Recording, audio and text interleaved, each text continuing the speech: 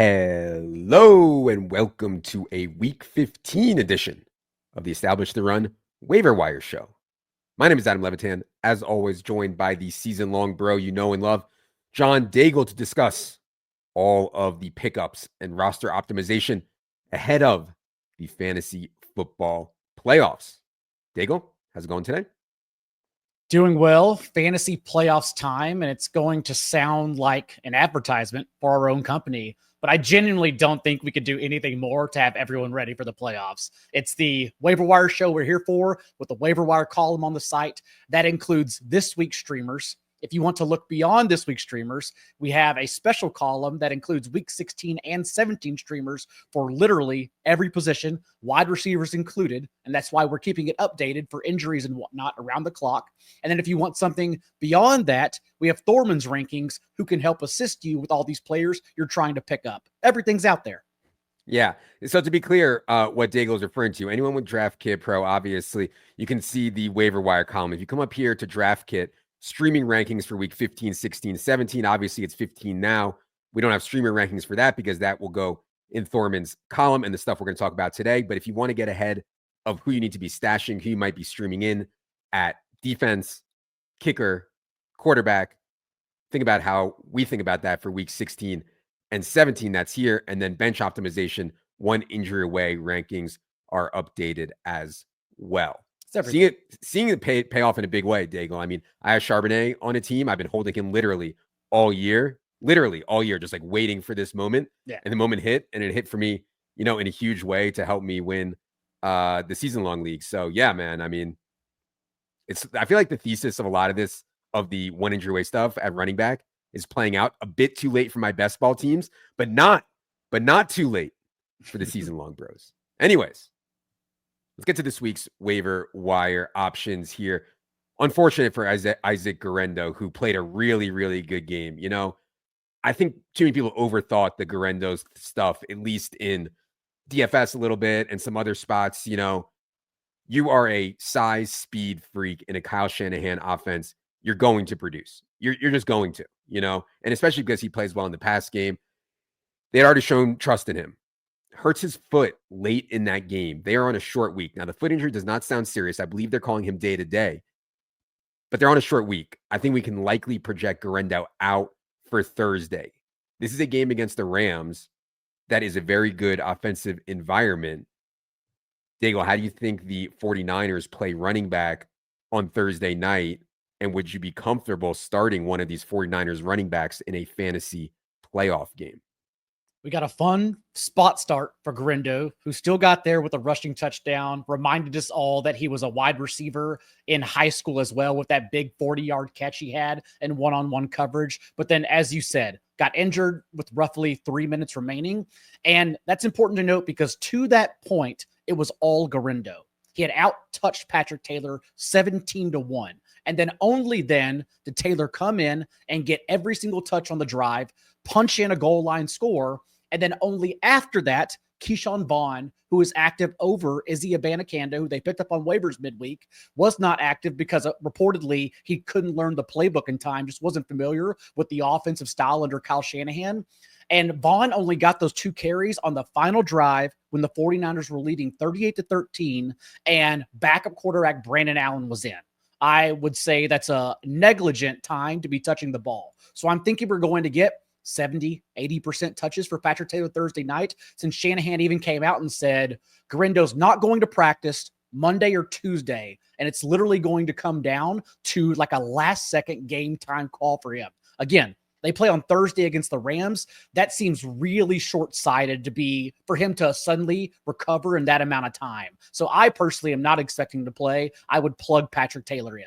Okay, now the question is, can Patrick Taylor do it, right? I believe this kid was a former undrafted free agent. He's 26 years old now. He was on the Packers for a while as a depth piece, only has 79 career NFL carries. He's not like even the same, like with Sincere McCormick, at least we didn't know. With Patrick Taylor, NFL has gotten a look at Patrick Taylor and not been impressed, not given him carries, let him walk, etc. I'm not saying that matters because I am like the biggest proponent of it doesn't really matter how good you are at running back. But yeah, Daigle, how excited would you be to actually start Patrick Taylor on Thursday night? With no more buys remaining, I wouldn't say I'm necessarily excited. He doesn't have the attributes, as you mentioned, as Isaac Guerendo, a 221-pound dude who runs a 4.33 40 does, but it's still a starting running back who we still expect to handle a majority of touches under Kyle Shanahan. Yep. That means something. So I'm thinking closer to Thorman will have a better idea of this, but I'm thinking closer to RB3 flex range for sure. Okay. Let's stick with running back, where there's certainly a lot of options this week. I didn't think that Bucky Irving's hip thing was overly serious last week. I think that probably did play a part in him leaving the game early with a back injury. I haven't heard any severity on Bucky Irving's status yet. I was impressed with Rachaad White, who, Rachaad White has given them a lot of good snaps. I know he's hated by the analytics community. Rachaad White has given the Bucs a lot of good snaps over the last couple years. Wasn't that surprising to me that he was so far ahead of Sean Tucker after Bucky Irving went out. With a week to prepare, though, and maybe in different kinds of scripts, you get more Sean Tucker here. What do you think about the Bucs running back spot ahead of week 15? Bucky Irving started the week with 2 DNPs and then got in a limited practice on Friday with that back injury. Hip, and then he left with a back. Hip. It was on the injury report. It was called hip/back. As someone who's going to physical therapy, I'm assuming it all stems down. I have no idea. My body's a complete wreck, so who knows? But by the second quarter, he was on the sideline with his helmet off. It already seemed then he wasn't going to come back wearing a heating pad on his back. Then Todd Bowles comes out on Monday and says that reportedly Irving's back tightened up, and it's his availability this upcoming week against the Chargers is truly going to depend on whether they can, quote, loosen his back up. No idea what that means for his status. But what we do know is that, oddly, although we saw in week 6 when Sean Tucker was an RB2 in place of Rachaad White, and he finished as the overall, not just like a top 12 running back, the overall RB1 in fantasy in week 6, I think why he got out touched by Rachaad White 16-3 the rest of the way, once Bucky Irving was ruled out from the second quarter on, is because this is still a team that is not only competing for, but probably going to win the division. And Sean Tucker, remember, they tried to get him involved in the first quarter a couple of weeks ago against the Giants. He had that goal line fumble. I personally think that looms large in the back of their minds, thinking like we cannot afford any mistakes like that, especially without Chris Godwin and Mike Evans still hampered the rest of the way. So Tucker is important because, again, he showed us his ceiling. He proved he could smash fantasy football. So we need to pick him up. But at the same time, I am a little bit skeptical of his involvement behind Rachaad White immediately, especially in any must-win fantasy playoff games. Having said that, I even wrote in the blurb that if you have no intentions of starting Patrick Taylor on Thursday, I skip Taylor. Since the Niners are going to have 10 days rest, I assume Guerendo will be back in week 16, and I pick up Sean Tucker instead. Yeah. At Chargers is not a great spot either. I mean, I don't think that it's like dead to be a, fantasy friendly game, but it's not like the ideal situation against the Chargers defense that's limited scoring and not giving up very many touchdowns all year. Other running backs, Tank Bigsby, Travis Etienne was healthy for this game. Tank Bigsby was healthy for this game. Tank Bigsby was relatively even in snaps and just dominated carries here. Now, this Jaguars team is so bad. It's hard for me to get overly excited, but what do you think about Bigsby as a streamer this week? I wouldn't say I was shocked that Bigsby just dominated touches over Travis Etienne because it's been a while since we've seen him. First of all, this is a team that hadn't won since October 20th. And in this last 5-game stretch, not only had they only led for 24 plays total in that time, but also Bigsby was dealing with his ankle injury, was inactive one of those games, was playing through it a couple of those games. And so I think finally at full strength in a competitive game we get over a month later, we see that's why Bigsby dominates with 82%, 18 of their backfield carries. And normally that would make me tepid about picking up a game script dependent running back for fantasy.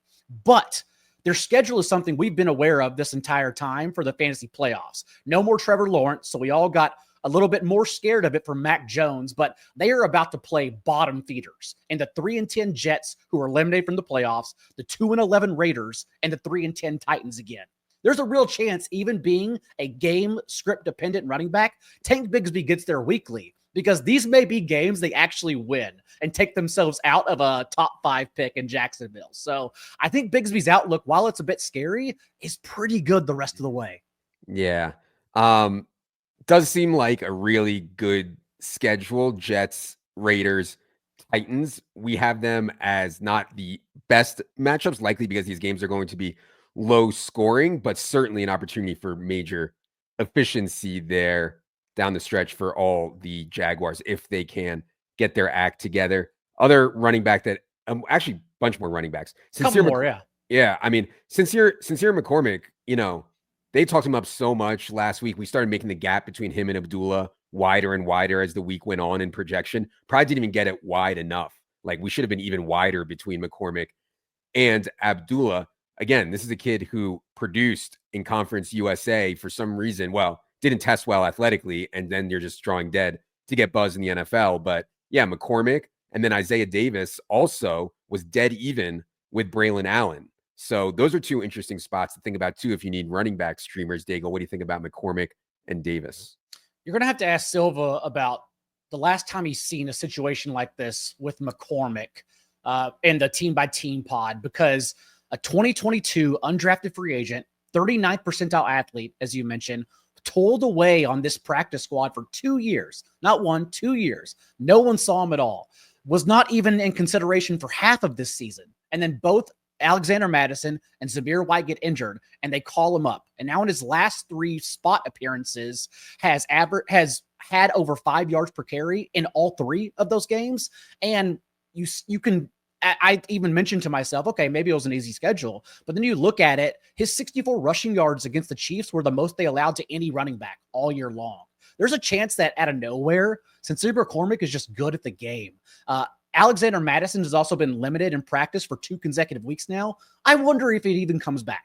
And when he comes back, I bet they do see what they have in McCormick the rest of the way, especially since it now looks like Desmond Ridder is going to start the rest of the season. So McCormick, I do think in terms of just volume-based running back on a bad team is a pretty safe bet. Yeah, I actually think the latest I saw on AOC was that he might be okay, which I actually think is better for McCormick. Like I prefer AOC to Desmond Ridder, but we'll see on the status of AOC. I'd call him questionable here. Their schedule is so good. Falcons, Jaguars, Saints next 3 games. The Isaiah Davis thing, Breece Hall says he's not shutting it down. His knee issue is to the same knee that he blew out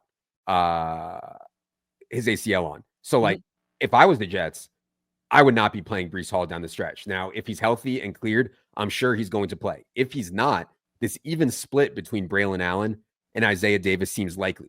Jets played one of their best offensive games of the season in week 14. We can't expect that to be sticky, I don't think. But when they do play well, I think Isaiah Davis is at least in play. Wouldn't be overly excited about it, especially if Breece Hall is going to be back at any point. But yeah, that's one more. Oh, and then we also have Kendra Miller on here who got into the game, took a goal line carry or a goal line-ish carry and converted at the expense of Alvin Kamara. So yeah, any more thoughts on the bottom of running back ads here, Daigle, with Kendra Miller or Isaiah Davis? I'm not buying what Breece Hall's saying. Again, for a team eliminated from the postseason, I imagine they would put his health and long-term availability of precedence. And that's why I believe Isaiah Davis should just be viewed exactly as Braylon Allen's viewed. You can basically just copy and paste their box score to one another. Braylon Allen did get their only carry inside the 10-yard line, but they ran the same exact amount of routes. Allen barely out-carried Davis 11-10, and then Davis barely out-targeted Allen 6-5. Not only that, but Davis is, unlike McCormick, an athlete, 88th percentile athlete, and was actually PFF's highest graded running back coming out of college among this year's entire class. So he is someone with actual chops for us to back right now, assuming he's going to be in a timeshare. It does make it a little bit scarier than these other guys because, again, this is a Davis-Allen timeshare 50-50. Doesn't seem like one or the other is separating. Yep. Kendra Miller, though, also first game back under Darren Rizzi, who had talked him up for a month now, only 18 snaps. But that's why I always look at touch counts and how they're used on these snaps, not just snaps, because he still got 10 touches on those 18 snaps, including that goal line carry you mentioned, which wasn't garbage time. That was the first quarter. that he was being involved. I would expect his 7 routes, 19% route participation to just increase, because that's also what he was really good at in college, was catching the ball. And so if we're going to expand his role without Taysom Hill for the rest of the season, he could become a weekly flex option too. Yeah, these guys are thin down here because when the teams that you're playing in the playoffs are going to have loaded running back rooms, and I think that it's unlikely that you're going to need this stuff, or like a timeshare Jets back or a timeshare Saints back is tough for me to see it on. But yeah, these guys probably should be owned on benches if nothing else.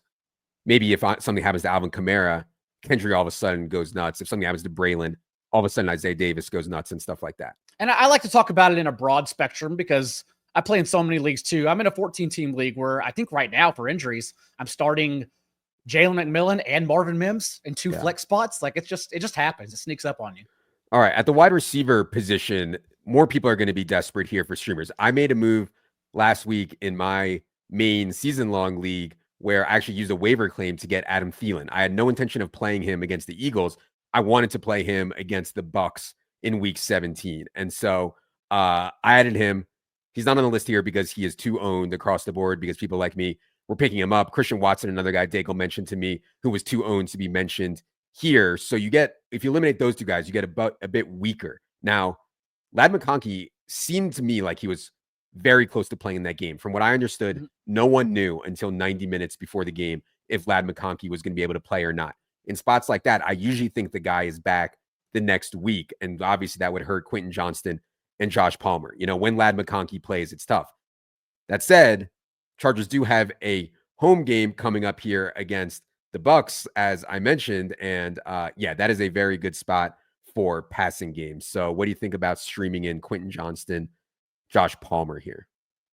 As long as McConkey is out, Jalen Reagor, remember, also banged up in that game on Sunday night, then it is a condensed target tree. Historically, although Palmer was the one to lead them in receiving yards and earn that team high 31% target share, historically we've seen QJ stay in 2 wide sets when he's been available with McConkey. So I think he's the one that survives regardless of what happens. Palmer more thinner if McConkey's available.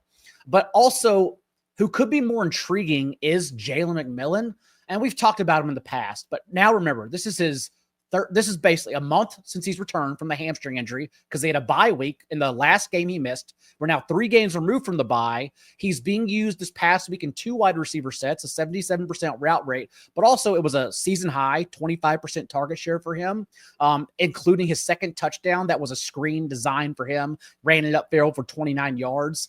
Since Cade Otton has faded because the way they used Cade Otton was basically how they used Mike Evans in the red zone, and that makes Cade Otton more of a tight end 2 streamer than someone you want to start weekly. Like, this team still needs someone behind Mike Evans to emerge. They can't just pummel the running backs every single game. And so I would imagine this finally lends Bowles confidence and Liam Cohen to play McMillan significantly more moving forward. And I tweeted about this yesterday. They were using guys like, Trey Palmer and Ryan Miller. Jarrett, Ryan Miller. Yeah. They were just like, you know what? Forget that. Let's go Mike Evans, Jalen McMillan, Sterling Shepard on a majority of our routes, and we're going to be better off. And I think they are better off. I don't know about starting McMillan against the Chargers here, but after that, at Cowboys versus Panthers, if you're desperate at wide receiver, I think you could do way worse than Jalen McMillan in those spots. Elijah Moore is also on the list here. Anyone tied to Jameis, I'm willing to play. I don't care what the matchup is. I don't care what the setup is. He's tied to Jameis. I'm willing to play Elijah Moore in a pinch if I have to. And we've seen the games that Jameis fails in. I wrote this in the waiver column last week. I was worried about the spot because the Chargers, the Steelers play a lot more zone coverage, get pressure on you. I don't know if anyone's noticed, but the Chiefs are literally dead last in pressure rate since week 8. Like, they have a sieve of a defense. They play a lot more man coverage under Steve Spagnuolo, which Jameis does take advantage of. And since they traded Amari Cooper, Elijah Moore has led this team in routes run from the slot. The Chiefs are allowing a league high 16.5 points per game to slot receivers. I do think it's a pretty good streaming spot for Moore. Okay, I agree. We do have Jameis Winston as the top streaming quarterback option of the week. I actually picked up Cardinals defense to start this week against Drake May in one of my leagues to use. Anything else you want to note on streamers for this week 15?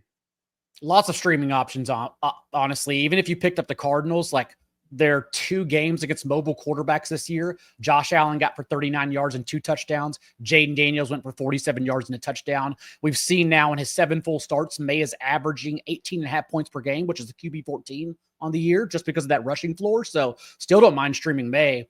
Bryce Young is an entirely different player. I don't know how it happened, but since he came back for Andy Dalton, all the film bros are telling the truth, and that some of the best plays on Sunday, although it's only a 50% completion rate basically for him against a nightmarish Eagles defense, dude, the plays he made downfield were truly incredible, and they could have won that game if Xavier Leggett didn't drop the ball at the end. So I'm more than willing to stream Bryce Young against this Cowboys defense that is, although they are getting pressure, Bryce Young has just been significantly better under pressure this year. And then if you want to go deeper, Aaron Rodgers, Jaguars, I know they just took it to Will Levis, who was injured in the second half, couldn't make a single wide open throw, but it's still a Jaguars defense that's allowing a league high points per game to opposing quarterbacks. Rodgers also, if you get pressure on him, he crumbles. The Jaguars do not get pressure at all. Would not worry about that spot. Will Levis, because everyone gets there against the Bengals defense, assuming Will Levis is healthy. If not, you can go to Mason Rudolph. We've seen Mason Rudolph put up top 24 numbers earlier this year. And then Drew Lock actually leads all quarterbacks in rushing yards the past 2 games, over 50 yards in both contests. Won't get you there through the air.